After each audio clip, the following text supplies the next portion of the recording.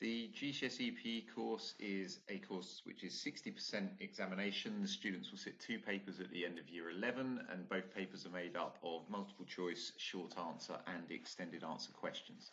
The remaining 40% of the course is what we call non-examined assessment, which is 10% written coursework and 30% practical performance. There are 7 chapters on the course in total, which include anatomy and physiology, movement analysis, physical training, sports psychology, socio-cultural influences, health and fitness, and use of data. For the practical performance, this constitutes 30% of a student's total grade.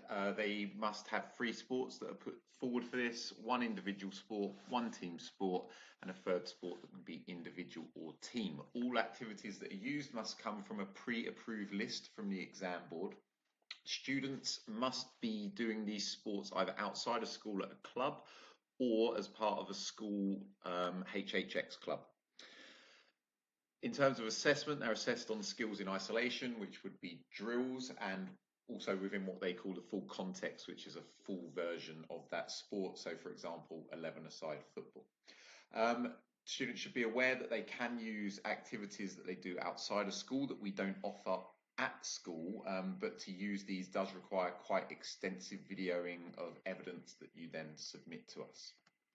The written coursework is worth 10% of the course. This is quite an extensive written piece, which we start in year 10 and finish in year 11. It involves analysing and evaluating usually your own performance, looking at your strengths and weaknesses and making suggestions for improvement using theory content from the course. In terms of who is looking to take GCSE PE, we're after students who have a genuine interest in sport and physical activity. Students do need to be a strong practical performer. It's not easy to score particularly highly on the practical component of the course.